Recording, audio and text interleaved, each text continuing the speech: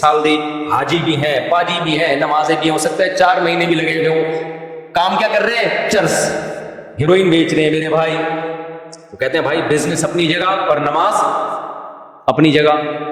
اس لیے اللہ نے ایک مثال لے دی, اخلاقی برائیوں سے بچتے ہیں. اخلاقی برائیوں میں وہ برائی کی قرآن نے مثال دی ہے جس میں لذت سب سے زیادہ اور اس سے بچنا سب سے زیادہ مشکل. یہ بھی ایک ایگزامپل ہے اصول بیان کرنے کے لیے کہ جو اس اخلاقی برائی سے بچ گیا وہ باقی تو چھوٹی موٹی برائیوں سے کیوں نہیں بچے گا. وہ ان اخلاقی برائیوں میں سب سے بڑی برائی ہے زنا, فحاشی, بد نظری, کیونکہ اس کی طرف انسان کی طبیعت سب سے زیادہ مائل ہوتی ہے. ڈاکٹر ذاکر نائک کا بیان آیا نا, وہ میں نے کہا جب 20 منٹ کوئی اینکر رہے گی تو پھر بندے کو خیال تو آئے گا. وہ ڈاکٹر صاحب کی اسٹریٹ فارورڈ ہے, انہوں نے بالکل ہی پارسل کر دیا. ڈاکٹر صاحب کا بھائی دیکھا ہوگا آپ لوگوں نے, کسی اینکر نے پوچھا کہ وہ تو انہوں نے کہا 20 منٹ تک جو کوئی جا کے دیکھ لینا, میں اس کو ایکسپلین کروں. تو اپنی خواہشات کو کنٹرول کرنا ایک نوجوان کے لیے, حرام خواہشات, یہ سب سے مشکل کام. تبھی ہم نے نمازی بھی دیکھے, حاجی بھی دیکھے, لیکن یہاں کے سب پنچر ہو جاتے ہیں. یار مفتی صاحب بد نظری نہیں چھوٹتی, بد نظری نہیں چھوٹتی, یہ بڑا مشکل ہے. کوئی لڑکی جا رہی ہو حسینہ اور آپ پہلے سے نظر جھکا لو, نہیں یار ٹھرکی وہاں تک جائے گا, گھر پہنچا کے آئے گا, جائے گا اس کے پیچھے پیچھے. یہ غیر اخلاقی حرکت ہے میرے بھائی. تو اس لیے اللہ نے فرمایا کہ یہ عمدہ اوصاف سے مزین بھی ہوتے ہیں, نماز اور صدقہ خیرات, اور اخلاقی برائیوں سے خالی بھی ہوتے ہیں. کہتے ہیں نا تحلی بالفضائل اور تخلی عن الرذائل. رذائل یعنی بری چیزوں سے اپنے آپ کو خالی کر دینا اور اچھی چیزوں سے اپنے آپ کو آراستہ کر دینا, پھر انسان کا بچہ بنتا ہے. آپ کی بوتل میں خوشبو پڑی ہوئی ہے, ڈھکن کھولو گے ایک دم خوشبو پھوٹے گی. آپ کی بوتل میں بدبو پڑی ہوئی ہے, ڈھکن کھولو گے ایک دم گٹر کی بو آئے گی. اب جس بوتل میں گندگی پڑی ہوئی ہے, اگر آپ اس کو خوشبودار بنانا چاہتے ہو تو کیا یہ طریقہ سوٹیبل ہے کہ آدھی بوتل گرا کے اس گٹر میں آدھی خوشبو ڈال دو؟ کیچڑ بن جائے گا کہ نہیں بنے گا؟ پتہ نہیں چلے گا یہ گندا ہے اچھا ہے کیا ہے. ہو سکتا ہے کوئی نئی چیز آ جائے مارکیٹ میں. تو اس بوتل کو خوشبودار بنانے کے لیے ضروری ہے کہ پہلے اس کو گندگی سے پاک کرو, اس کو اچھی طرح ڈیٹول سے دھو, بھائی سارا گند نکالو. اب ہم نے اس میں کیا بھرنی ہے؟ خوشبو. تو نماز اور صدقہ خیرات یہ خوشبو ہیں, اور بد نظری, بے حیائی اور جو الٹے کام نوجوان لوگ کر رہے ہوتے ہیں نکاح کے علاوہ, وہ ساری کیا ہیں؟ گندگی ہیں. چرس, نشہ. حاجی غفار صاحب کیا کرنے بھائی, دنیا کو چرسی بنا رہے ہیں. 3 اسمگل میرے ذہن مجھے آج پتہ چلے ہیں. ایک تو وہ جو سعودی عرب کے رہنے والا وہ بھی حاجی, 2 آج رپورٹ پیش ہوئی ہے وہ بھی ہیروئن کے بہت بڑے اسمگلر ہیں. وہ بھی کیا نکلے اتفاق سے, ایسے حاجی کے نام میں حاجی لگا ہوا ہے. تو بوتل کو آپ کیا کرو گے؟ گندگی سے پہلے خالی کرو, پھر اس میں خوشبو. تو اس لیے صوفیہ کرام کے یہاں یہ بات بہت مشہور ہے بھائی. تحلی کہتے ہیں آراستہ, حلیہ عربی میں کہتے ہیں زیور کو, حلیہ بھی کہتے ہیں, حلا اس کی جمع آتی ہے. تو تحلی زیور سے آراستہ ہونا. تو کہتے ہیں بھائی آراستہ ہونے سے پہلے ضروری ہے کہ تخلی عن الرذائل, پہلے گندگی سے اپنے آپ کو پاک کیا جائے. آپ جمعے کے دن نہا دھو کے تیاری کرتے ہو نا, پھر خوشبو لگاتے ہو یا اسی گندگی میں ہی خوشبو پھوڑ کے آ جاتے ہو؟ پہلے آدمی اپنی گندگی دور کرتا ہے جسم کی, پھر صاف ستھرے کپڑے پہنتا ہے, پھر خوشبو لگاتا ہے, پھر گلگت جاتا ہے. گلگت والوں نے مجھے کہا تھا کبھی خوشبو لگا کے گلگت آؤ تو پھر بات کریں گے آپ سے. مجھے میرے دماغ میں بیٹھ گیا وہ.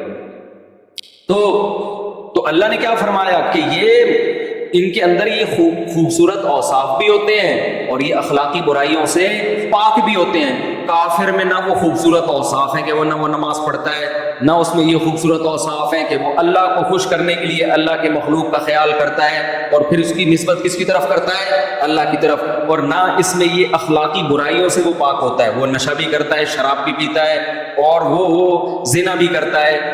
تو کہاں سے اچھا ہو گیا میرے بھائی؟ نہ باطنی برائیوں سے پاک اور نہ ظاہری اچھائیوں سے مزین. تو پھر اچھا کہاں سے ہو گیا وہ؟ اس لیے میں اور آپ تو کافر کو اچھا مانتے ہیں, اللہ اچھا ماننے کے لیے اسے تیار نہیں ہے. سمجھتے ہو کہ نہیں سمجھتے؟ اللہ کہتے ہیں اچھے یہ لوگ ہوتے ہیں تو والذین فی اموالہم الا علی ازواجہم او ما ملکت ایمانہم فانہم غیر ملومین. اللہ نے فرمایا اپنی شرمگاہوں کی حفاظت کرتے ہیں سوائے اپنی ازواج کے. کیا مطلب؟ اسلام چونکہ دین فطرت ہے. اب بعض لوگوں نے کیا کیا، اس میں اتنا غلو کیا نا، عورت سے دور رہنا، اپنی نظر کی حفاظت کرنا، کہ انہوں نے جو نیچر تھی نا اس سے بغاوت کی. جیسے آپ کو ہندوؤں میں ایسے پنڈت نظر آئیں گے ساری زندگی عورت سے اپنے آپ کو دور رکھا انہوں نے. پادریوں میں ایسے لوگ نظر آئیں گے ساری زندگی عورت سے اپنے آپ کو دور رکھا، اور اس کو کیا سمجھا؟ کمال. تو اسلام چونکہ دین فطرت ہے، اسلام کہتا ہے بھائی اگر عورت سے دور رکھنے کے لیے میں نے مرد کو بنایا ہوتا تو مرد کو مرد پیدا نہ کرتا، عورت کو عورت پیدا نہ کرتا. تو اس لیے یہ نہیں ہے کہ دور رہنا ہے. اللہ نے فرمایا کہ ایک غیر اخلاقی طریقہ ہے جو گندے پلید لوگوں کا ہے زنا کے ذریعے، اور ایک اخلاقی طریقہ ہے جو پیغمبروں کا ہے جس کے لیے مرد اور عورت بنے ہیں. وہ کیا ہے بھائی؟ نکاح کر کے ان دونوں کا کیا ہو؟ جوڑو، تاکہ نسل بڑھے اور برائیوں سے معاشرہ پاک ہو جائے. تو بد نظری سے بچنے کا، برائیوں سے بچنے کا سب سے بہترین طریقہ کیا ہے؟ نکاح کرنا. ہم تو نکاح چیختے رہتے ہیں، پاگل تھوڑی ہیں. آپ کی شادی سے مجھے کیا ملے گا میرے بھائی؟ آپ شادی کرو گے تو مجھے کوئی فائدہ ہوگا؟ میں تو ولیموں میں بھی نہیں اب جاتا، جو تھوڑا بہت پہلے فائدہ ہوتا تھا وہ بھی ختم. جس کی شادی ہوتی تھی ولیمے میں بلاتا تھا مجھے، تو وہ بھی نہیں جا رہا. وجہ اس کی ہے میرے بھائی کہ مرد کی عورت کی طرف رغبت یہ نیچرل ہے، یہ فطری ہے. تبھی جب لڑکے کہتے ہیں نا ٹک ٹاک پہ ہمیں فوش ویڈیو نہیں چھوٹ رہی اور یہ سب ہم سے نہیں چھوٹ رہا، بھائی اس لیے نہیں چھوٹ رہا کہ تمہارے اندر ایک جذبات ہیں. جب وہ جذبات حلال طریقے سے پورے نہیں ہوں گے تو حرام سے بچنا بہت زیادہ مشکل. دیکھو غیر اخلاقی حرکت ہے چوری کر کے روٹی کھانا، یہ اخلاقی ہے غیر اخلاقی؟ اب آپ نے غیر اخلاقی حرکت سے بچنے کا طریقہ اختیار کیا، روٹی ہی نہیں کھانی ہے. بھائی معدہ آپ کی تقریروں سے متاثر نہیں. آپ نے کسی بزرگ کو بتایا کہ حضرت مجھے چوری کر کے روٹی کھانے کی عادت ہے. بزرگ نے کہا کہ بیٹھ جا، محاسبہ کر، مراقبہ کر، 4 مہینے لگا، چوری کی برائی سوچ تاکہ یہ برائی تجھ سے چھوٹ جائے. لیکن وہ اس کا آلٹرنیٹ نہیں دے رہے کہ پیسوں سے خرید کے کھا لے. وہ کہہ رہے نہیں بس کھا ہی نہیں. تو کتنے دن بیان سنو گے میرے بھائی؟ تھوڑے دن تک سنو گے بھائی روٹی چوری کی بری چیز ہے، بری چیز ہے، بری چیز ہے. پیٹ کہے گا تو 4 مہینے لگا لے، تو چلہ لگا لے، تو خانقاہ میں بزرگوں کے پاس جا کے بیٹھ جائے. جس بزرگ کے پاس جا کے بیٹھے گا نا کم بخت، اس کو بھی روٹی نہیں ملے گی، وہ بھی چوری کرے گا پھر، جس سے تو موٹیویشن لے رہا ہے. کیا خیال ہے؟ جو بزرگ تیرے کو سمجھا رہا ہے نا کہ روٹی چوری کی بری چیز، اس کو بھی حلال طریقے سے روٹی کھانی پڑے گی تو سمجھائے گا، ورنہ تھوڑے دنوں میں بیان کرتے کرتے اس کا اپنا دل بھی خراب ہوگا، وہ بھی چوری کرنے کی.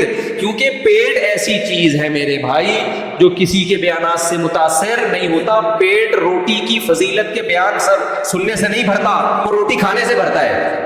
دیکھو آپ کو بھوک لگ رہی تھی، بہت دل چاہ رہا روٹی کھاؤ روٹی کھاؤ روٹی کھاؤ، میں نے آپ کو بیان میں مشغول کر دیا. میں نے کہا دیکھو روٹی کھانا بہت بری چیز ہے، روٹی سے بہت نقصان ہوتا ہے، مت کھاؤ. آپ متاثر ہوگے، لیکن اس بیان سے آپ کے پیٹ پہ کوئی اثر پڑے گا؟ ہے پیٹ کے پاس دماغ نہیں ہوتا بیان سننے کے لیے، ٹھیک ہے. پیٹ کی چاہت خدا کی قسم اس وقت تک ختم نہیں ہوگی جب اس میں روٹی کا نوالا ڈلے گا. ہم صبح پراٹھے کیوں کھاتے ہیں؟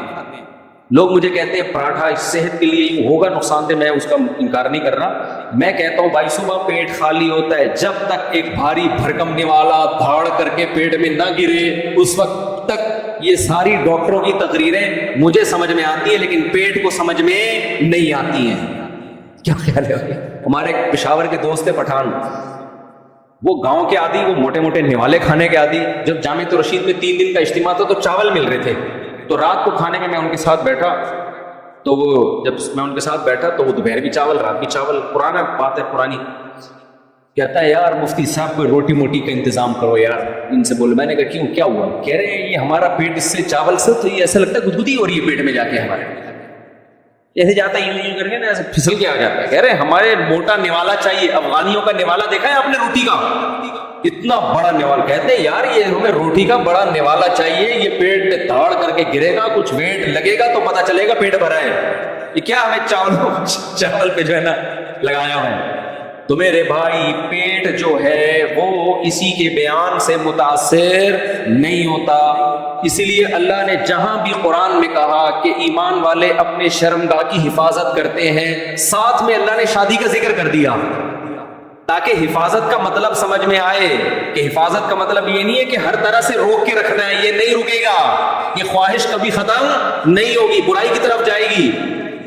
اس لیے اللہ نے فوراً نکاح کا ذکر کر دیا، الا علی ازواجہم، فرمایا ہاں ایک کی پرمیشن ہے، وہ کیا ہے؟ بیوی کے ذریعے زوجہ کے پاس جاؤ تاکہ نکاح کرو۔ اب دونوں طاقتوں کو ساتھ لے کے چلنا ضروری ہے، بد نظری کے خلاف بھی اور نکاح کی ترغیب بھی۔ ہمارے ہاں عام طور پر ایک چیز کو فوکس کیا جاتا ہے، دوسری کو چھوڑ دیا جاتا ہے، نہ ادھر کے رہتے ہیں نہ ادھر کے رہتے ہیں، بیچ میں لٹکے ہوئے ہوتے ہیں، پتہ ہی نہیں چل رہا ہوتا یہ کم وقت اس کی زندگی گزرے گی کیسے، یہ کرے گا کیا آگے جا کے۔ تو یہ اخلاقی برائیوں سے بچنا یہ بھی ضروری ہے۔ تو جن کے اندر یہ علامتیں الا علی ازواجہم او ما ملکت ایمانہم فانہم غیر ملومین فمن ابتغى وراء ذلك فاولئک هم العادون والذین هم لاماناتہم وعہدہم راعون۔ میں انشاءاللہ اس پر اگلے ہفتے بیان کروں گا، ابھی اس کو یہی کیونکہ سوال جواب کا بھی سیشن پھر نماز بھی ہو جائے گی، تو اس میں ایک چیز اللہ نے بس وہ آیت کر کے میں بات مکمل کرتا ہوں۔ فرمایا کہ فَإِنَّهُمْ غَيْرُ مَلُومِينَ، جو اپنی ازواج کے ذریعے بیوی کے پاس جائے نکاح کرے، یہ لوگ قابل ملامت نہیں ہیں۔